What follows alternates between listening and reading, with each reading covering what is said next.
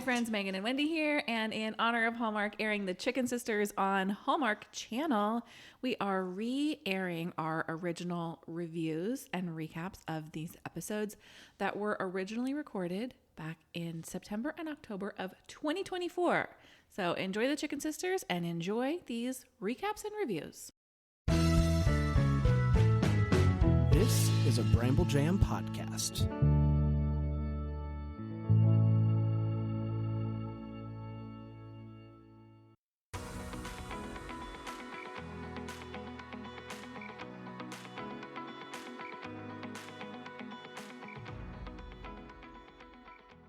Welcome to Girls Gone Hallmark, a Hallmark review podcast. I'm Megan, and I'm a longtime Hallmark movie fan. I'm Wendy. I'm a former Hallmark hater. Today we're discussing the Chicken Sisters, episode 4. It's the drop, y'all, streaming exclusively on Hallmark Plus. If you want to hang out with us when the podcast is over, follow us on Instagram. We have 2 accounts, Girls Gone Hallmark and Megan and Wendy, depending on if you're in a Hallmarky kind of mood or not. If you're really in a Hallmark mood, come join our Facebook group. It's called Girls Gone Hallmark. There's so many people over there. I imagine Megan has dropped a number she would like to reach by the end of the year in that group. So tell a friend if you want to come over and talk about Hallmark movies. Indeed. You can always email us, girlsgonehallmark@gmail.com. You can email your thoughts on the podcast, on the movies, on the shows. Just say hi, and I would like to share another email. Also from listener Paula, who was on an emailing streak this weekend, in regards to last week's Chicken Sisters episode 3 review. She says, once again, I enjoyed your recap, but I have to say I have a very different take on what is going on here. In short, I think you're being too hard on Amanda and May and too easy on Gus. I also think a lot of changes are going to happen to Sabrina. You don't just introduce a guy named Gruster. Oh, I hope so. That's my favorite line I read this weekend. You don't just introduce a guy named Gruster. That is a really unusual name. And it was very Gruster light in this episode, but he did return. He did return. He may be the most likable person on this show. Right. Back to being hard on Gus. Gus was a terrible parent. Don't get me wrong. Mm-hmm. But Megan needs some behind the scenes stuff of what happened in the book. And so I have a little tender heart for Gus. I spent a lot of time thinking about this comment, and I don't think Paula is wrong that Gus was the mom of children, but Gus is also dealing with a mental illness, and Gus didn't have anybody. I think if you're in a place where you need to make some changes for the protection of your children, it's not always easy to be the sole person responsible for knowing how to access the resources you need. I mean, my personal opinion is that Gus is currently in therapy and that her faux, she pulled Jen out of bed, I need to see you. That's her therapist. That's 100% what I believe. Prove me wrong. That's not in the book, so that's not a spoiler. But I don't know how, as a single mom with very limited resources and very limited finances, and from a place where clearly they're not talking about the power of mental health all the time, in a time where we weren't talking about the importance of mental health, how you pull yourself out of that situation. I am giving Gus maybe more grace than she deserves. I think they were all dealt a shit hand, and we do find out some more about these ladies in this episode. Hey, who is Amanda and May's father? They don't believe they've discussed it at all. Yeah, right? Is it discussed in the book? Yes, but it's not the person's very peripherally involved. I'm not sure if we're going to get a similar tie-in. I don't know how they're going to deal with that, if at all. I was just had that thought. Like, they never talk about who their dad was. Correct. Thanks for the email, Paula. It's synopsis time, y'all. If I could just first gripe about Hallmark please Plus for a second. Yes. Ever since Thursday when these episodes drop, this is the one show I could not get to stream on my TV for some reason on Hallmark Plus. Every single time, it would say, we're experiencing technical difficulties. please dismiss. And like I cleared out the cache. I logged in and logged out. I did all the things. I could only get it to stream on my phone. That's it. I had the same experience and I did all of this. I made sure the app was updated. I restarted my Apple TV. Yep. I did everything on my end that I could think of to make it work. And other Hallmark Plus properties were streaming. I did watch all the other things I needed to watch. So yeah, that was frustrating. I also watched on my phone, which is not the watching experience I'd prefer for something that I need to review. Get it together, y'all. I don't understand how I can watch Love on the Danube and that's working perfectly fine, but Chicken Sisters isn't. I don't get it. Like, what is happening over there? Also, I would like to note that their press website was down since last night. And as a Since Hallmark last night. content creator trying to get the most accurate information and can't get access to it because it's not updated anywhere else. It just was real frustrating. I was finally able to get access to it this afternoon, but really Yeah, it is finally back up annoying. now. I do have a note though, because remember last week how we were like, oh, they're not up in the Hallmark press release for Chicken Sisters. It has the wrong writer. Well, episode 3 last week now reflects the writer that we said. Nice. Are they listening? Are they listening to our podcast? Hi, Hallmark. So here is a synopsis. That's where we're at, right? Yeah. Synopsis for episode 4. The drop, the biggest event of the year in Merrimack, brings the Mimis and the Frannies factions under one roof and face to face. But Gus has other plans. In the world of news and notes, Layla Cohen is credited with writing this episode. She is an Emmy-nominated television and feature writer. Her previous projects include The Perfect Couple, whoop whoop, and Bridgerton, both for Netflix, The First Wives Club, and The Santa Clarita Diet, also on Netflix. Paul Fox directed this episode. Fox has 53 previous directing credits, including Workin' Moms, Schitt's Creek, and Fraggle Rock, Back to the Rock, airing on Apple Plus. Did you watch that as a child? I did, the original Fraggle Rock, indeed. Yeah, me too. Yeah, me too. Me too. We do have 2 new characters to introduce, both seen in the form of a flashback. We have Liam Boland, who plays young Frank Sr. Liam has only a handful of acting credits, but has previously appeared on Hallmark in the 2023 movie Sweeter Than Chocolate. Miles Marthaler plays young Frank Jr. He has 3 acting credits, including the 2023 film Round and Round. But perhaps the most exciting is his upcoming role as Thomas in 3 Wiser Men and a Boy. Let's take a quick break and we'll come right back with more Chicken Sisters. This episode, in my opinion, we don't do first impressions on these, but to me, I'm like, oh, we're back, y'all. This was the redemption episode for me. How do you feel? It was better than last week's and the week before. I think that might have to do with because it has a different writer, perhaps. Also, yes, a little redemption. A little redemption. In my notes, I wrote alternate title, the one where we learn stuff. Yeah, let's talk about that. I mean, the revelations came fast and furious. Because so much was happening at once, my first note is we learned that Frank Sr. may have sucked. I have been saying that for weeks. Did you feel justified? I did. I was like, dude, your wife is clearly dealing with like some depression. Get off the couch and make dinner. Do you know how like red my face got in that moment? I was so pissed. He sucked. He sucked. And Nancy just kind of like learned to take it. I hated it, all that.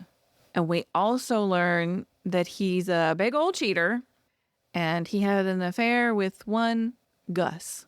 So did he technically have an affair or did he have cold feet before getting... Well, whether maybe it was not a drawn out affair, but he slept with Gus. Yes. I had a feeling that was the history between Nancy and Gus because like other than being a Mimi's girl and a Franny's girl, like really what is their beef between the two of them? That's Anyway. juicier than it is in the book, BTW. Oh, really? Mm-hmm. Juicier than the chicken they serve at Mimi's? Woo! I can't help it. I can't help the puns. Well, that's interesting. I mean, that's really interesting that you say that. What else? What else did you? Okay, well, because of this, Nancy, at the end of the last episode, right, she sees Amanda and Sergio. And at the beginning of this episode, she wants to like sweep it all under the rug. And she's like, let's go get your hair done. And when she finally has a discussion with Amanda about it, she's like, sometimes you choose the wrong path and you have the opportunity to choose the right one. And I just was so disappointed in Nancy in this moment because as much as I feel for her, she'd poured all of her hopes and dreams into Amanda. Like, her husband sucks. Her son, real sweet as a kid, grows up, he also sucks. She finally gets this daughter who's lovely. She knows how to get with the program. She is everything Nancy ever wanted in the perfect little Franny's girl daughter. And now she's been disappointed by her, which I understand. But at the same time, Nancy, please grow a pair. Stand up to these men. Your husband sucked. Your son sucks. Yes, your daughter-in-law, who for the most part has been nothing but lovely and supportive to you, made a bad choice. But please see it from her perspective. Not forgive it. Not like, oh, it's cool that you had an affair, but saying like, you need to just go home to your husband. Ugh. Yeah, I hated that. I hate all that. We learned that Sergio is divorced. That was news to me. I actually don't care. Like, I don't even know why it's relevant. Yeah, I think the only reason it's relevant is it gives the story a place to like, why are Kenneth and Patrick all of a sudden taking Sergio out on the town to meet chicks? Like, Yeah. oh, your divorce is final. So Chicks. Did you do that on purpose? no, I did not. No, as we will discuss in an upcoming episode later this week, I have no talent for intentional puns. He, just as a quick throwaway, clearly still into Amanda. He's not looking for a hookup. Amanda sends him like the world's least convincing voice message ending things. Yeah. The thing that came out of this scene that is noteworthy is the dude can sing. Worth noting that Hector Rivera, the actor, he's an accomplished singer as well. His first role on Broadway was as Emilio Estefan in the Broadway musical On Your Feet, about the life of Gloria and Emilio Estefan. Oh, that's So cool. he has quite a few live singing performances under his belt. So I actually thought his karaoke performance was quite fun. I'm not really buying the relationship between him and Amanda. Like I said last week, I think Amanda was reacting with Sergio because she was pissed off at Frank Jr. And then in this episode, she does tell Nancy, like, oh, Sergio makes me feel seen. They have not had that many interactions to feel that way, in my opinion. Yeah, I don't understand why. I can understand why Amanda would like hop on the counter in that moment with Sergio because she's like, he's here, he's in front of me, he's acting like I matter. I can understand that, not as like the big great love of her life, but just as like a I got to get this out of my system moment. What I don't fully understand is why Sergio likes Amanda, because we've seen, I'm not sure they've had an interaction where she wasn't being kind of shitty to someone. Yeah. Yeah, I don't get it unless it's just strictly sex, but or you know, like Yeah, it doesn't sexual feel like chemistry that's or what it's whatever. supposed to be here. No, they're trying to make us believe that they're falling in love with each other, but I don't buy it. We do learn more about May and Sabrina's history and perhaps why Sabrina might be motivated to tell a particular story on Kitchen Clash. Like that we finally got like a backstory on this, right? I always like Sabrina, so I don't know. It's kind of interesting. Sabrina doesn't operate to me in a way of like vengefulness. Do you think she's really trying to get back at May for stealing the cubicle job? I don't know if she was trying to get back at her or if when Amanda presented her with like, hey, May worked at Donkey's, Sabrina was like, well, this is great because she kind of screwed me a long time ago and I'm going to use this opportunity. I don't know that she came into it like, I'm going to get back at her, but it certainly wasn't going to shy away from an opportunity to make May look badly. I think Sabrina's deeper than that. I think Sabrina wants to produce a great show, but I don't think she's gonna roast May because of that. I liked in the book, Sabrina's very one-dimensional, and this is giving us a much fuller picture of her as a person, as a mom. The decisions that May made had a big impact on Sabrina's life and her losing primary custody of her daughter because she couldn't live near where her daughter was going to school. And so I like that contrast from the book, that she's a fuller character. In the book, she's very just this gotcha type programming producer, and she wants to produce this show that is full of like explosive revelations. And I think you're right. Sabrina wants to produce a good show, but she's not. That first episode, we see her kind of like sneakily recording moments that people may or may not realize they're on camera. The whole series is kind of like that, where she's trying to catch people in the act in the book.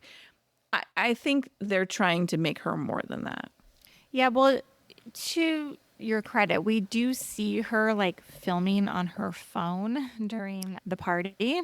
Yeah, but that's good content. Like, no, it is like, and I thought it was pretty funny. She's like, "Oh, should have brought the cameras." Yeah, I thought that was funny. What else you got? I am starting to have complicated feelings about May as a character. Me too. We learn a lot about their childhood. Amanda learns kind of the truth about her childhood finances. And I don't know where, like, Amanda, you're an adult now. Did it never occur to you, like, whatever their hide and seek in the dark was called? Yeah. Mm-hmm. Because the electricity was out. And they made mac and cheese with water because they couldn't afford milk. Like, at no point, you have a teenage daughter. You're well past, you never looked back and thought, like, oh, we didn't have the money. And whether or not she knew that May was the one who was taking her Mimi's tips down to the electric company to turn the electricity back on, she just seemed shocked by it. Like, oh. So in my mind, I'm like, May was doing what she could to give Amanda the childhood that she deserved, even though May couldn't have that. Mm-hmm. And we also learned that she's been sending her mom $1,000 a month from a Fan Incident LLC fake settlement. And then she finally, the scene at the drop, which is one of my favorite scenes, where she gives the town something else to talk about because everyone loves a common enemy, to get them off of her case. Turn your ire towards me rather than my mother and sister who maybe haven't earned it. Yeah. Well, it was funny what I concluded at the end of this episode, and we didn't talk about it yet, but I was wondering, are May and Gus more alike than they are different? Because we have May who like pops off at the drop and is like, stop talking about my family, whatever, spills all this tea, right? And then later we see Gus tell Patrick, Kenneth's husband, to like basically stop talking shit about May. So to me, it kind of feels like these two, even though mother and daughter were kind of like in the trenches together, growing up together, you know? Yes. And they have each other's back. Yeah. Whereas like maybe Amanda was like little sister who wasn't fully aware of all the like ugly stuff happening. Yeah, that's an interesting perspective. I think in the quest to find likable characters, we may get there with May sooner than we get there with some other people. I do. May's definitely growing on me. We learned that Shauna is to Marinac as Kirk is to Stars Hollow. Yes. She's a character with a million jobs. I loved her LuLaRoe-like side hustle. Yeah. And that this small town is still all in on her leggings.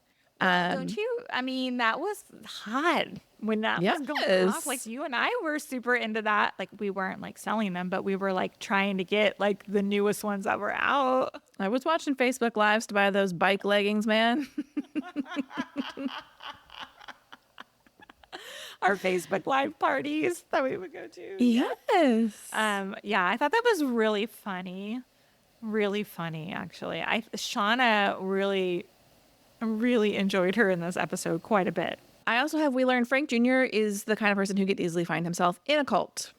Right. Like how this whole thing with Mr. Chicken was weird to me. Yeah, to me, Mr. Chicken, Christian is like this toxic masculinity podcasting bro who's got this app that I'm sure is some multi-level marketing, give me your money and I will teach you how to be a real man situation. Yeah, for sure. I mean, we don't know all the details. He's like, please come be an alpha tester for my app. And he's like, never apologize, only look forward. And I was like, man, this is just... Frank is ripe for the picking. He's like, I am not the man that I thought I would be. And if they've ever set up a character who is the perfect target for a dude like Christian, part of me was like, what is happening here? And then I'm like, oh man, I don't like it. I do not like it. Yeah, it was weird. We have an app. It's called Hard with two D's. I was like, gross. Yeah, I'm like, what is going to happen here? And this is so funny because obviously you have said before Frank Jr. was dead in the book, so who knows what's going to happen here, right? Who knows? I have no guesses. Who knows? Let's talk about Frank Jr. getting the snip without telling his What a wife. dick. For years, do you think she's been like, let's have another baby, and he's like, okay. Like, what's the motivation there? Why do you go get a secret vasectomy? Because you're too, like, you know your wife wants another child, and for whatever reason you don't, and you're too chicken to be like, I don't want any more children, I'm going to get a vasectomy. What prompts someone to get a secret vasectomy? I don't know. I don't know. So crazy. And Also, why was Amanda barfing? she was upset because Sergio sent the thumbs up to her voice memo or whatever. So that made her sick? I mean, she was that upset? I don't know. I don't know. Maybe they just needed it as a vehicle for like people to. Maybe she's pregnant. Couldn't be. Frank Jr. got a vasectomy. Exactly. Two final revelations. May fesses up to Jay via voice message. Yes. She's not the woman he thinks she is, which I appreciate that. And Amanda says, I do not know if I can do this, but where does she go? I assume she's at May's. She's not at Sergio's. No way. I think she's at May's as well. And which I'm going to like a lot better because if these two sisters can get their shit together and like get on the same page. Yes. I think it's better viewing experience too. Because I don't want to watch them fight all the time. Yeah, there's so many other people to be bothered with. Let's get the two of them working on the same team. Mm-hmm. Are you ready to talk clockworthy moments? Sure. My first one is May yelling at the women at the drop. Some great lines. Are your lives so dull? When she's asking them, like, are you ever going to get sick of talking about my sister or my mother? She says, I lied to my fiance. And then her parting shot, looking at Nancy. I wonder where I learned that it was shameful to be a Mimi's girl. Woof. Yeah. Loved it. Yeah, that was good. That whole scene was the best I've seen in this series, I think. Yeah. And then how they devolved into fighting with each other is amazing. Yes, I agree. I agree there were some great lines. There was after the party, after everybody leaves, right? And Shauna comes back and she's like, I think it was May and Sabrina who were there. Mm-hmm. And she's like, okay, you two need to go. Was it Sabrina who was there? I can't remember. Yeah, May and Sabrina are still there because they had just had their like kind of reckoning where May explains to Sabrina why she stole that job and Sabrina explains why she needs it. And then they come together over the photo of her ex-husband's new wife. Fiance. That's right. Got it. So Shauna's like, I need some chocolate wine. And then May's like, haven't you had enough? She goes, girl, would she say something like, I don't drink and sell business. What kind of businesswoman do you think I am or something like that? And May's like, you're an icon. Yes. The exact line is, you think I run my business drunk? It's called marketing, sweetie. Look it up. I loved it. And then the you're an icon whispered is great. Yeah, I thought that was really good. Really, really, really good. I'm going to tell you, I actually gasped out loud when they said Frank Jr. had a vasectomy. Ooh. I didn't see that coming at all. No, At neither all. did I.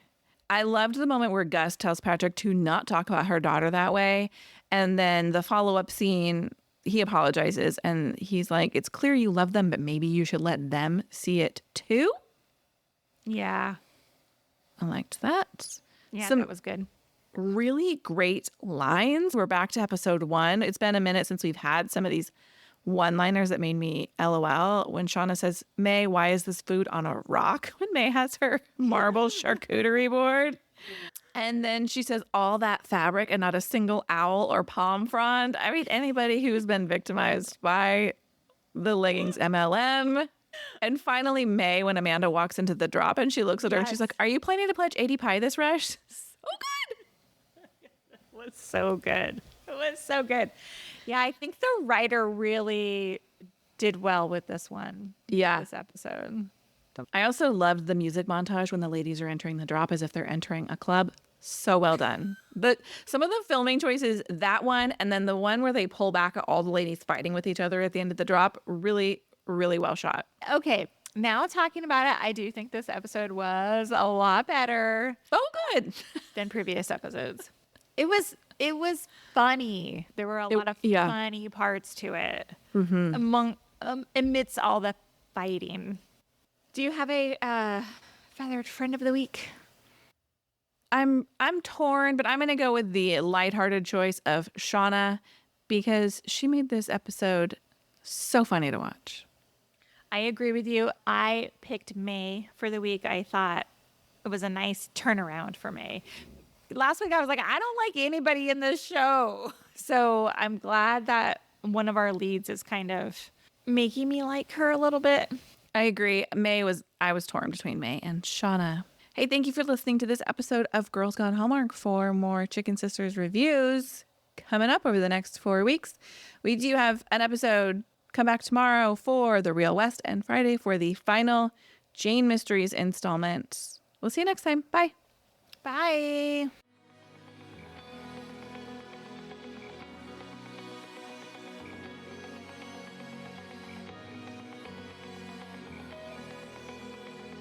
All right, friends, before we go, just a quick heads up. You're about to hear some ads. These little gems help us keep the show running and the Hallmark love flowing. So do with that info what you will. Grab a snack, hit the skip button, or maybe, just maybe, listen in and discover your new favorite product. Bye.